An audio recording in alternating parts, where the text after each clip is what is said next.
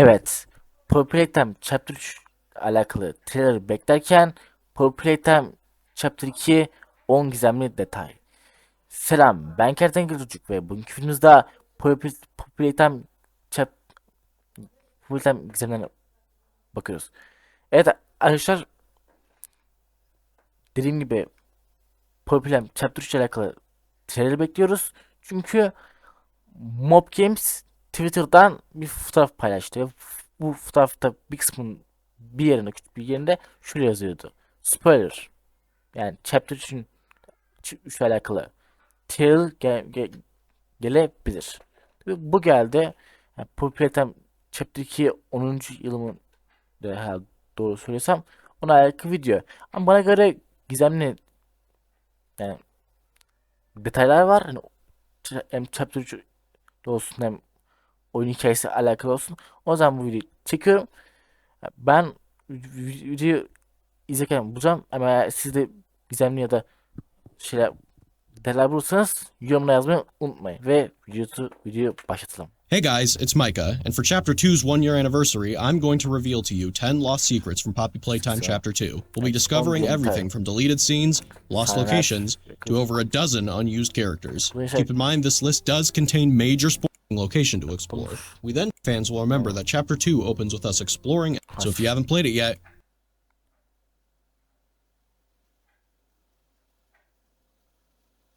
go play it, and then come back. You have been warned. Before we start, I want to let you know we're doing a giveaway for 10 copies of Chapter 2. More information on how to win your free copy later in the video. Now without further ado, let's get into it.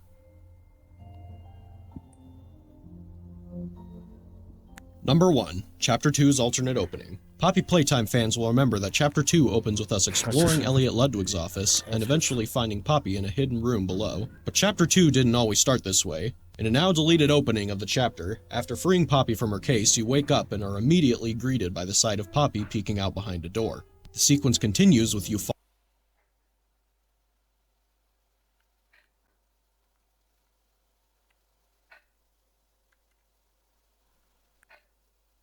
information on how to win your free copy later in the video. Now without further ado, let's get into it.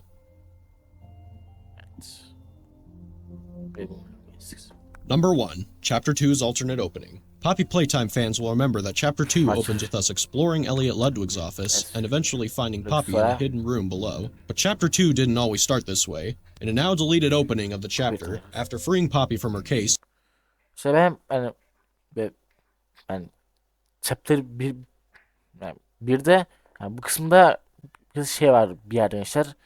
Kapıların bir tanesinin arkasında Hagog'un yani gölgesi vardı. Ben onu videodan hani video izlerken görmüştüm. Ama ben hiç şey yapamadım beni. Sonra o videoyu you wake up and are immediately greeted by the sight of Poppy peeking out behind a door. The sequence continues test olduğu söyleniyor. with you following Poppy as she slinks through. Burada %90 arkadaşlar şey yapmak bir depo gibi bir yer çünkü. Throughout various hallways. Following Poppy then led you back outside to where Huggy Wuggy fell in Chapter 1. What followed was a 10-minute parkour sequence down the catwalks and conveyor belts from Chapter 1, eventually leading to a power puzzle that activated an elevator, taking you down to the game station to meet your new foe, Mommy Longlegs. Now, you're probably wondering why this never ended up in the game. There were a few reasons this alternate intro was abandoned. The first reason was chasing Poppy was just turning out too funny. The sequence went through 3 major iterations, starting with you straight up chasing Poppy to follow her. Biraz şey gibi davranmıyor yani biraz çocuk gibi. But that just ended up being way too funny. Version 2 was Poppy peeking out behind doorways and walls, but that was almost even funnier. In the last version, you see Poppy's shadow moving across the floor and walls. This version was definitely the creepiest iteration, and it's the one we ended up sticking with for quite a long time. But in the end, it was abandoned for just feeling a little too cheesy. The second reason was simple. It was too long. You went through a 10-minute parkour sequence and a wild goose chase. Ciddiyken biraz sevimsiz. Ben güzel olur ben ne bileyim Hagabug'i öldüğümüz kısım falan. Without really learning or seeing anything interesting, which leads us to the final reason for the scene's abandonment. Mommy Longlegs had no mention or build-up. To fix these shortcomings, we completely redid the intro sequence. We first added Elliot Ludwig's office to the sequence, so you had an interesting location to explore. We then changed following Poppy to Poppy talking to you to make her a relatable character instead of just a cheesy horror doll that you follow around. Then we added a scene forcing you to watch. O kutularla ve yani garip koridor olması yerine yani ben tercih Watch Poppy be kidnapped before your eyes to build up the threat of Mommy Longlegs. And finally, we had you jump down a slide rather than jump down catwalks for 10 minutes. In the end, these changes are why the alternate opening of Chapter 2 never saw the light of day. Number 2, Mommy Longlegs' alternate intro scene. Mommy's intro scene was one of the hardest things to get right in Chapter 2. The scene went through multiple versions. Acaba gençler burada monolog işte hala Tesla aşaması olduğu için yapıyorlar. Yani hiçbir kaplamalar falan yok burada. Acaba bu nasıl ne bileyim yani şu sahne ne? Acaba bu kapaktan falan bizim başta monolog yoksa yukarı bir iple mi sarkalattı? Versions of dialogue and pacing. These alternate versions, while relatively similar to the final, had a few key differences. Here's the first alternate version. Why, oh my, hello down there. I wasn't expecting company. İşte burada şöyle diyor. Her zaman anne misafir yolda olduğunu söyler. Yani arkadaşlar bana göre ben deney 1006 yani her bir sonuçta onun zihin kontrolü var. Oyuncunun zihnini kontrol edebiliyor. Bence o sönmüş olabilir. Ya da gençler Hagavagi sönmüş olabilir. Çünkü sonuçta ilk ona karşılaştık. Ama bana göre bence deney 1006 söyledi. Yani fabrika gelenleri bir şey yapıyor bence yani. Oyuncak mı oluyor yoksa ve gençler burada da ben işte Lönges bizim fabrikada çalışan bir kişi olduğumuzu biliyor. Dedi ki bu sefer değil. Yani yüzden biz onu ya bir kafesi kapattık ya da bir şey oldu. Ona bahsediyor. Yani bu sefer şey yapamazsın diyor. Always tells Mommy. Shh. You're okay now. Mommy will take care of you. Mommy wants to take you somewhere special. It's easy to get lost down here. Some have lost their way. İşte buradaki göstergeler adı ki burada kaymak kolaydır. Bazı yolunu kaybeder. Ben de işte fabrikada belki diğer çalışanlar anlatıyor yani. Onlar mesela kayboldu ya da öldü. Mommy won't let that happen to you.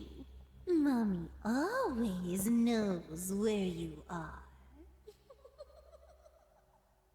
So yeah, in this version of the scene, there were a few key elements missing from a storytelling standpoint. 1, Mommy's introduction to the story didn't influence anything about your current objective. 2, the player had no reason.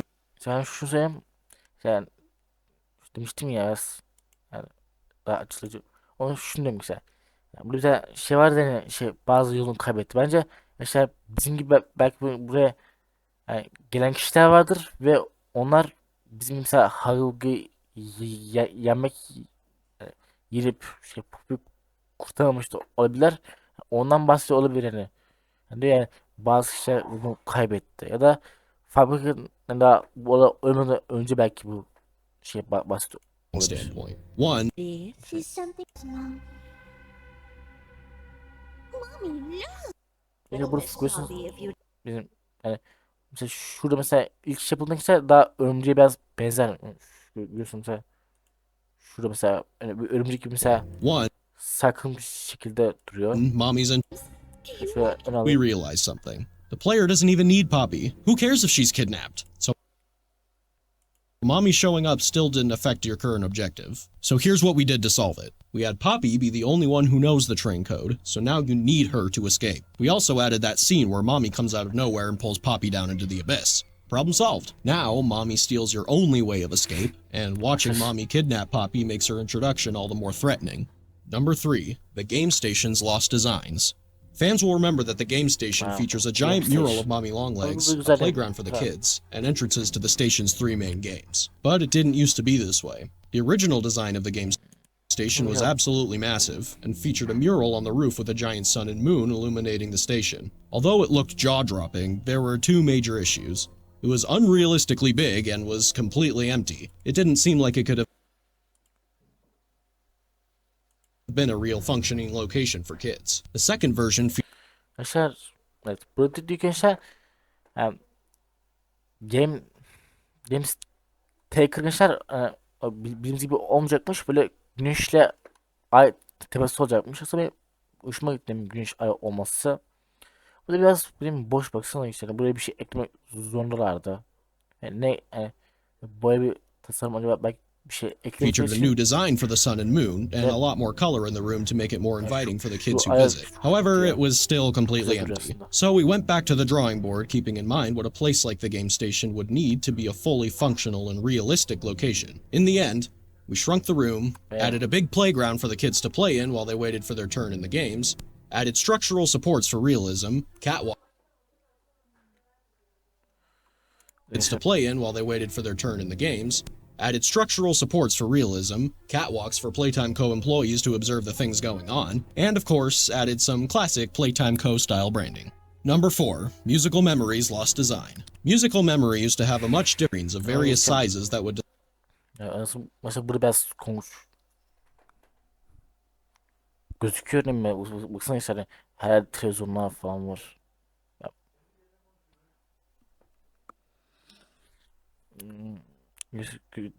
dediğim gibi yani görüyorsunuz işte bir sürü televizyon var, biraz konuşuyorsun, gözüküyor. Big mechanical arms. The reason this design was abandoned was fairly straightforward. The aesthetic was too high-tech looking for Playtime Co. The array of TVs and mechanical 40 tane televizyon var. arms made the room feel closer to a spaceship than a toy factory. On top of that, we also decided that we wanted to include an area where Mommy Longlegs could watch you play, and that just wasn't going to work in a curved room with a bunch of TVs.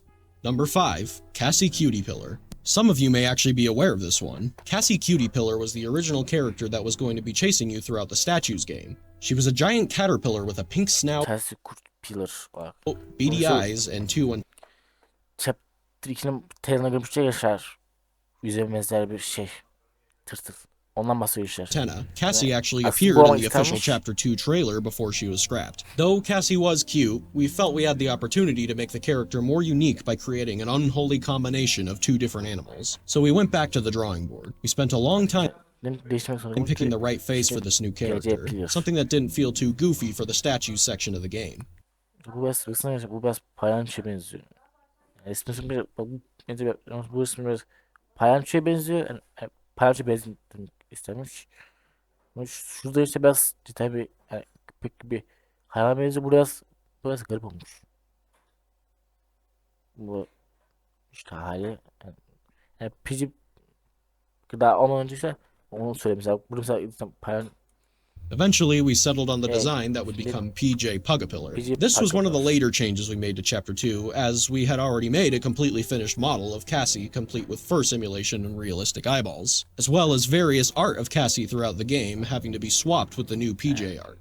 Number 6. Daisy the Flower and 7 other characters.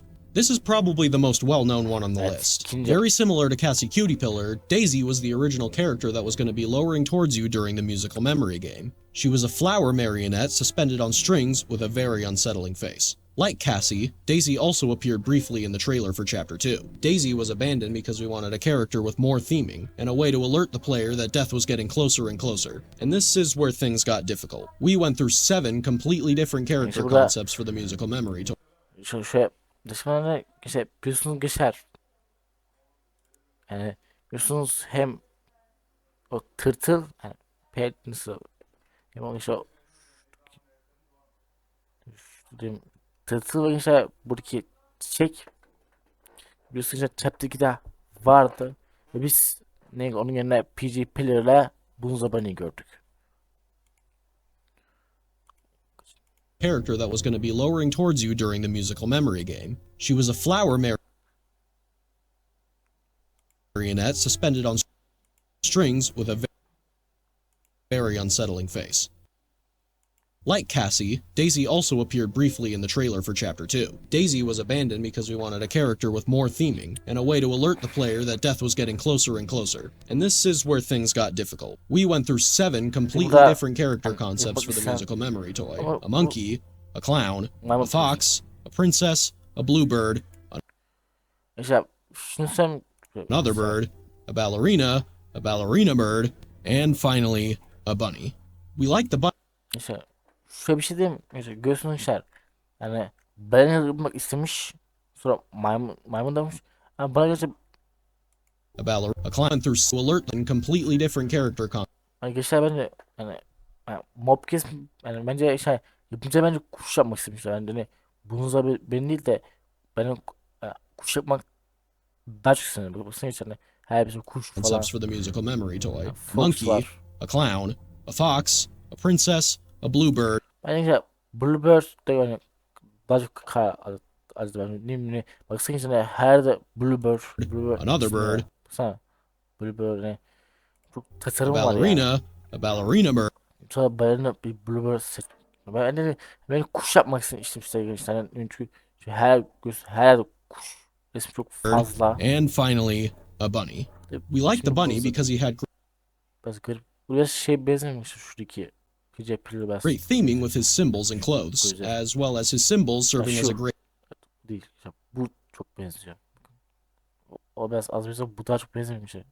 audio tool as you hear him descending upon you in musical memory. After a few slight design tweaks and color audio tool as you hear him descending upon you in musical memory. After a few slight design Yani sevgili bu farklı bir versiyonu.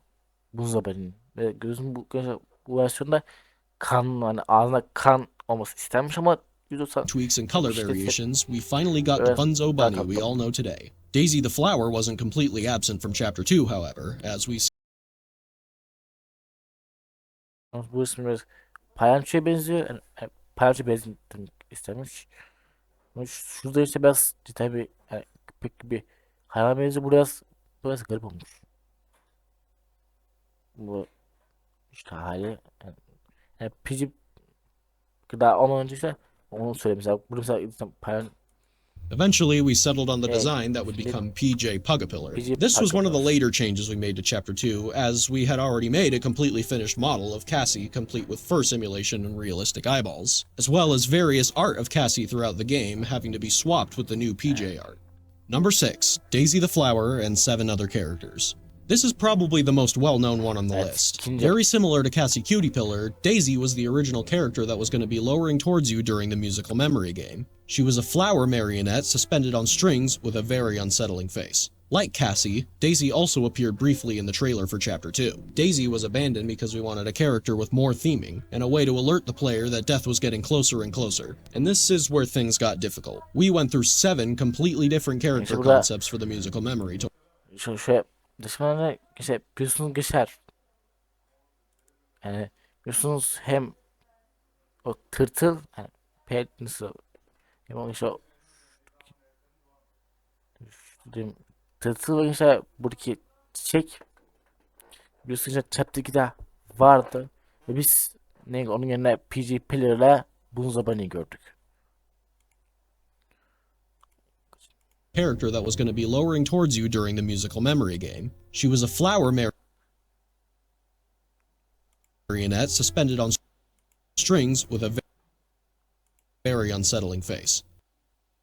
Like Cassie, Daisy also appeared briefly in the trailer for Chapter 2. Daisy was abandoned because we wanted a character with more theming, and a way to alert the player that death was getting closer and closer. And this is where things got difficult. We went through 7 completely different character concepts for the musical memory toy. A monkey, a clown, a fox, a princess, a bluebird, another bird, a ballerina bird, and finally, a bunny. We like the bunny. Şöyle bir şey diyeyim. Mesela göğsünü yani balina yapmak istemiş. Sonra maymun demiş. Yani bana göre A clown through to alert and completely different character yani gençler bence yani mob kes yani bence yapınca bence kuş yapmak istemişler. Yani hani bununla ben değil de benim kuş yapmak daha çok sanırım. Baksana hiç Her bir kuş falan. Concepts for the musical memory toy. Yani A monkey, var. a clown, a fox, a princess, a bluebird. Bence Bluebird de yani daha çok adı ben ne baksana içinde her de Bluebird Another ismi bird, var. Baksana Bluebird ne çok a tasarım var yani. ballerina bird, Sonra balerina bir Bluebird seç. Ben kuş yapmak istedim işte işte yani çünkü her kuş resmi çok fazla. and finally, a bunny. We liked the bunny because he had Biraz garip. Bu biraz şey benzememiş şuradaki gece pili biraz. great theming with his symbols and clothes, Güzel. as well as his symbols serving as a Şu great değil. Ya bu çok benziyor. O biraz az benziyor. Bu daha çok benzememiş. audio tool as you hear him descending upon you in musical memory. After a few slight design tweaks and color audio tool as you hear him descending upon you in musical memory. After a few slight design Yani şey gösteriyor bu farklı bir versiyonu. Buzdolabının. Ve gözüm bu versiyonda kan hani ağzına kan olması istenmiş ama %90 tweaks and color işte variations, we finally got the biraz Bunzo daha Bunny we tatlı. all know today. Daisy the Flower wasn't completely absent from Chapter 2, however, as we see various art Arkadaşlar Mob Games yani Mob Games dedim.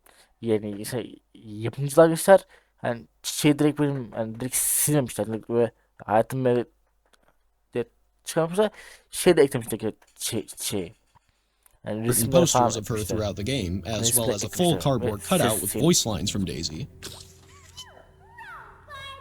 Number 7. Mommy Longlegs Alternate Designs. Mommy Longlegs went through dozens of designs before she became the noodly pink maniac we all know today. Two of these scrap designs Biraz küçük actually show up in Chapter 2 as old blueprints for Mommy Longlegs. Her first design was a noodly plush Biraz doll with çocuğa button benziyor, eyes. evet. It was cute, but that was the problem. The design wasn't eerie enough. A few other things on top of that was she looked too young for her name to be Mommy. She didn't have enough Evet, resemblance çok to a geçti. spider for her Longlegs pun to make sense. Ama şey bunların niye çok kare almışlar? Şu Kongçu. And we wanted to try making her a plastic toy to make her feel more unique from Huggy Wuggy. For the next designs, we really tried to push the spider look, as well as make her appearance a bit more creepy. She did look like a spider now, but too much so, to the point where we didn't think it would be realistic for Playtime Co. to create a toy like her. Another issue was this design didn't necessarily look like a toy at first glance either. The next designs really tried to push the creep factor in the face, and reel back a bit on the spider elements. This design pass is also where we came up with the idea of Mommy having limbs that could stretch. Originally, her limbs were going to extend in the form of plastic tubes, similar to the way a lightsaber toy Burada geçer might extend. diyor ki Monlaması ona eklemli olmayacaktı. Böyle dediği gibi ışın kılıcı gibi bir şey olacakmış. Böyle bizi böyle ona eklenme değil de ve diye anlatıyor. This design was scrapped because of the challenge of making her limbs bend while also being made of extending plastic tubes. The variation of colors also made her design feel too sporadic and complex. To solve these problems, we came up with the concept of elastic plastic, Bu bence daha anneye benziyor. a substance that Playtime Co. created that can stretch like rubber but also retain its shape and position. We also simplified her color pattern and gave her a spherical waist similar to a spider's abdomen. We concepted a few alternate designs after this one with more spider-like features. Şuna niye çok çok gördüm. Şu görünüşte niye hakikaten dediğim gibi çok kararmış. Niye şöyle bir şey isim However, the problem from before still persisted that it was too spider-like and creepy for Playtime Co. to have realistically made. Number 8. The 6 Lost Toys. From the beginning of Chapter 2, we knew we wanted to have new toys present in each of the games in the game station. These became Bunzo Bunny, the Mini Huggies, and PJ Pugapillar. But before those were made, we had 6 different potential characters created to fill these roles. Jolly Clown, who went through a few design iterations. Lovebug, who actually appears in Chapter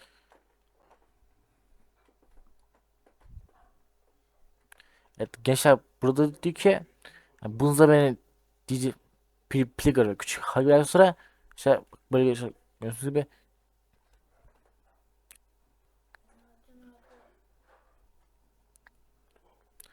gençler dediğim gibi diye ondan sonra işte böyle Jolly Clown, parança who went through a few design iterations. Lovebug, who actually Bu daymış Robux. Actually appears in Chapter 2 as a rejected toy, Psydog, a robot dog toy, Ben biraz Sunny Buddy, olsun who diye. also appears as a rejected toy, Görüyorsun işte mob game mesela işte bu yaptıkları oyuncak fikirleri işte yani direkt silmemiş yani hem oyuna eklemeye çalışmış. Tabii sadece bu çiçekte Lily the Frog, a bu frog işte yani fotoğrafı yok mesela on roller oyunda skates, and Monster Truck. burada. Ama bu güzel olur bence. That one kind of speaks for itself. Number 9, the quality control room and the production room. In Chapter 2, before entering musical memory, we take a detour to the molding room where you create the green electric hand. In an early version of the chapter, every game you go to was going to be paired with a factory room similar to the molding room. Whack-A-Wuggy had the production İşte burada şey diyor. İşte dükkan işte burada Hagoi ile o kaçma sekansı girdiğimiz oldu aynı olacakmış gençler. room and statues Şöyle bir had şey the quality olacakmış. control room. These rooms were never implemented into the game and were scrapped during the concept phase Tabii gençler bir sürü oda da olacakmış. Ondan bahsediyor. because they just Bunda seemed böyle like odalar da unnecessary olacakmış. filler. Number 10, Mommy Longlegs' death scene. One of Chapter 2's most infamous moments is the death of Mommy Longlegs. After minutes of running away from Mommy, you're backed into a corner with no way out. But just as all hope seems lost, you pull down a lever that activates a grinder. Mommy's arm is pulled into the grinder and she desperately tries to escape, screaming for her life as she's slowly Gençler ben şey merak ediyorum. Biliyorsunuz crushed to death. Evet, Now, you wouldn't think it, but there was actually quite a bit of debate behind the scenes about how Mommy should be pulled into the grinder. In the alternate version of Mommy's death, her head is actually pulled inside and grinded to a pulp, leaving her lifeless lower şöyle mesela kesiyorum. Gençler biliyorsunuz işte Moonlight öldükten sonra yani biz 6 alıyor ya. Biliyorsunuz işte hani yani bizim oyunda kafasını alıyor. Yani kafasını alıyor. Burada görüyorsunuz işte gövdesi var. Yani bana güzel bir şey yani burada bir şey yani bir detay varmış gibi geliyor. Yani şimdi burada hani almış olsaydı yani D106'nın şey half to fall bacağı onto the floor. Here it is.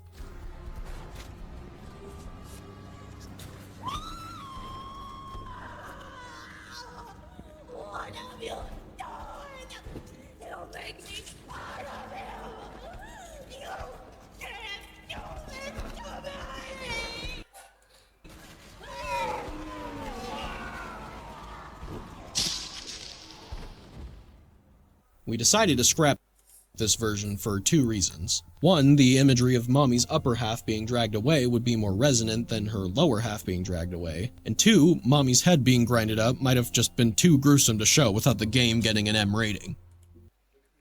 Evet gençler biliyorsunuz mesela burada hiçbir şekilde mesela şeyden bahsetmiyor mesela. Dene bir sıfır alttan bahsetmedi.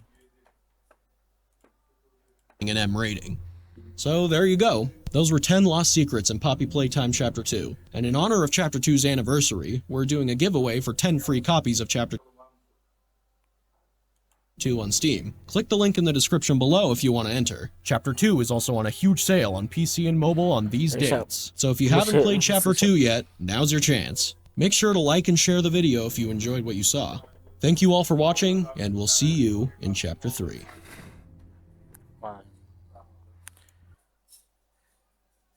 Evet gençler ben şöyle yine gençler bu fotoğraf bu bunzabani var. O papatya var. Evet gençler videomuzun sonuna geldik. Dediğim gibi videonun başına girdim. Eğer ben video şey yaparken eğer siz bir detay görmüşseniz yorumlar yazabilirsiniz. Ve böyle videolar görmek istiyorsanız da alttan kanala abone olabilirsiniz. Ve videoyu beğenin ki video biraz öne çıksın. Ve görüşürüz.